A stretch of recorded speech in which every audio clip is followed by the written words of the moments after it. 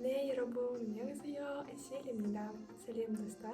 Сіздермен мен Әсел және Kimchi TV. Байқасаңыздар, менің видеоларым 30-40 минуттық емес, ары кетсе 10-15 минуттық етуге тырысамын.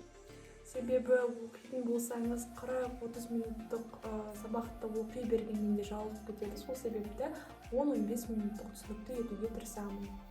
Егер алдыңғы сабақтарды көрмеген болсаңыздар, міндетті түрде рет-ретімен оқыңыздар. Мен барлық видеоларды, сабақтарды описанияға қалдырып кетемін. Енді тақырыптың өзіне көшсек, барлығы айтатын, курста көп айтатын, тіпті инстаграмда көріп қалатын шығарсыздар. Пачем дегеніміз не? Пачем дегеніміз сөзінің буындағы ең соңғы дауыссыз әріп. Жаттап алыңыздар. Пачемде, яғни сөздің соңында келген әріптер кейде әртүрлі болып оқылады. Мысалы, нун деген сөз. Нун бұл амоним сөз, кейде көз деген мағынаны білдіреді, немесе қар деген екі мағынаны білдіреді. Пачем дегеніміз не еді? Мына сөздің, яғни буынның соңындағы дауыссыз әріп. Дауыссыз әріп осы пачем деген. Яғни сөз соңындағы дауыссыз әріп пачем.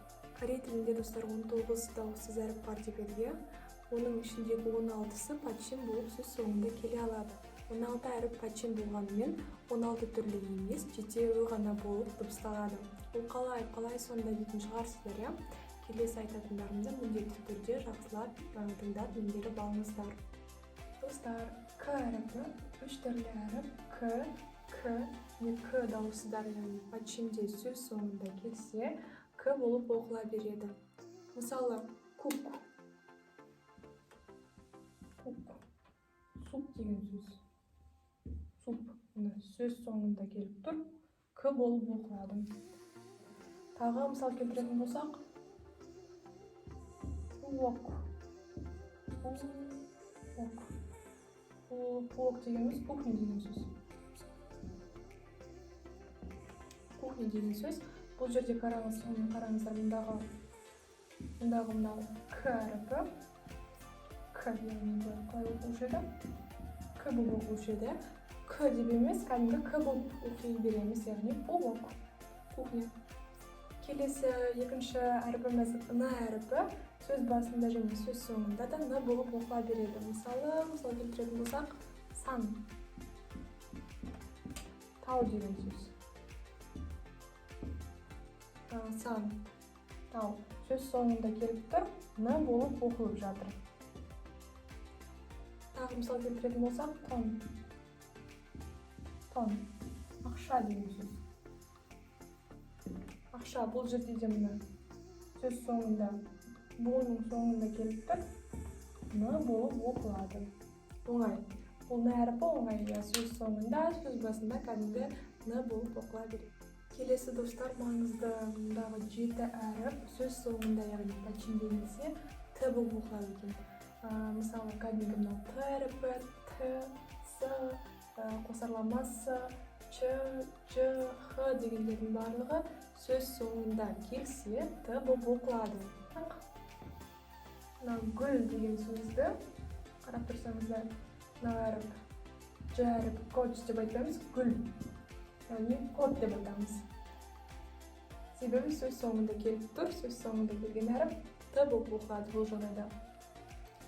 Келесі әріп бізде рил әріпі. Бұл алдыңғы сабақта айтқанымдай сөз басында және екі дауыстының ортасында келсе р болып оқылады, ал сөз соңында келсе л болып оқылады. Мысал келтіретін болсақ, тал, қызы деген сөз. Сосын алдыңғы сабақта жазғанымдай, кал, пышақ деген сөз. Сөз соңында келіп тұр, сөз соңындағы әріп, мұнда қараңыздар. Сөз соңында келіп тұр, яғни сөз соңында келсе, л болып оқылады, р емес, л болып оқимыз. Келесі 5-ші әріпіміз м әріпі. Сөз соңында, яғни пачемде кәдімгі м болып оқыла береді. Мысал келтіретін болсақ, намжа. Намжа дегеніміз не еді? Намжа. Бала деген сөз. Тағы бұдан аяқталатын кимчи. Кимчи, қараңыздар, сөз яғни мынау нам дегенде бірінші буынның соңында, яғни сөздің соңында келіп тұр, м болып оқылады. Мұнда да буынның сөздің соңында келіп тұр, кәдімгі м болып оқыла береді. Кимчи. Кимчи деген сол кәдімгі біз білетін кәрісталардың кимчи, капустадан жасалған кәрістер күнделікті қолданатын салат. Келесі достар, 6-шы әріп П және демен оқылатын П әріптері пачимде, яғни сөз соңында келсе, кәдімгі П болып оқылады. Келесі мен әр сабақ сайын айтатын ың әріпі сөз соңында ың болып оқылады қазақша. Ал сөз басында қалай еді, яғни дауыстының алдында келсе, оқылмайды міндетті түрде. Мысал келтіретін болсақ, соң. Соң деген фамилия деген сөз. Фамилия. Тағы паң деген сөз бар. Паң. Бөлме деген сөз. Сөз соңында келіп тұр, ың болып оқылады. Бұлардан бөлек, достар, пачимде, яғни сөз соңында екі әріп, яғни екі дауыссыз әріп болып келуі мүмкін. Бұларды біз екі жағдайға жіктей аламыз. Біріншісі, екі әріптің бірінші тұрған дауыссыз оқылатын жағдай, немесе екі әріптің екінші тұрған дауыссыз оқылатын жағдай. Бірінші жағдай, екі әріптің бірінші тұрғаны ғана оқылатын жағдай. Яғни сөз соңында сөз пачимде тұрған сөз екі әріптен тұруы мүмкінділік, сол екі дауыссыздың біріншісі ғана оқылатын жағдай. Бірінші жағдай, яғни П және С екі дауыссыз сөз соңында осылай келуі мүмкін. Бұл жерде мұнда бірінші тұрған П әріпі ғана жазылады. Сонда капс емес, кап деп оқылады. Келесі жағдай Р және С әріптері, Р және С әріпі. Бұл жерде тұрғанда бірінші Р әріпі ғана жазылады. Сонда кольп емес, кольс емес, кол болып оқылады. Келесі Р және демен оқылатын Т әріпі. Бұл жерде де бірінші тұрған Т оқылады. Сонда хальт емес, хал, жай ғана хал, Т-ны оқымаймыз. Келесі ол да Р әріпі және Х әріпі. Бұл жерде де бірінші Р әріпі жазылады міндетті түрде. Сонда шилх емес, кәдімгі шил болып оқылады. Мұнда К және С әріптері, бұл жерде бірінші әріп тұрған, яғни бірінші дауыссыз К әріпі жазылады. Сонда нокс, нокт емес, кәдімгі нок болып оқылады. Келесі Н және Ч әріптері. Сонда анч емес, кәдімгі ан болып оқылады. Бірінші Н әріпі жазылады. Келесі достар Р және П әріпі, бұл жерде де бірінші Р әріпі жазылады. Сонда тальп емес, кәдімгі таль болып оқылады. Келесі Н және Х әріпі, бұл жерде бірінші тұрған дауыссыз Н әріпі оқылады. Сонда манх емес, кәдімгі манх.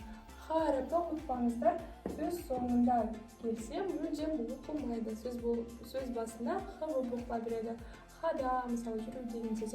Келесі екінші жағдай, тек екінші тұрған дауыссыз ғана оқылатын жағдай, яғни екінші тұрған дауыссыз пачимде сөз соңында оқылады. Олар көп емес, үш түрі ғана бар. Мысалы, Р және К жағдайында екінші тұрған К дауыссыз әріпі оқылады.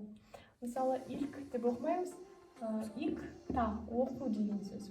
Ондағы Р әріпі оқылмайды, К әріпі оқылады да, ик та болып айтылады. Келесі жағдай Р және М әріпі. Бұл жерде Р әріпі емес, екінші тұрған дауыссыз әріп М әріпі оқылады. Мысалы, келтіретін болсақ, салым емес, рейл әріпі түсіп қалып, сам болып оқылады. Өмір деген сөз. Үшінші жағдай, бұл жерде де Р әріпі және демен оқылған П әріпі түрі. Бұл жерде де екінші әріп оқылады. Мысалы, келтіретін болсақ, үп емес, үп, бұл жерде демен оқылатын П, кәдімгі П болып жазылып, қала деген мағынаны білдіреді. Міне достар, үшінші сабағымызды да аяқтадық. Сіздер енді ең маңызды бастамаларды, алфавитті оқуды, жазуды, пачим, екі әріпті пачим дегенді білесіздер. Келесі сабақтарда ең маңызды деген грамматикалар, сандар, күндер, таныстыру, өзіңді таныстыру тақырыптары өтілетін болады. Сол себепті сабақтарды кезекпен көріп жіберіп алмаңыздар. Келесі кездескенше, аньон!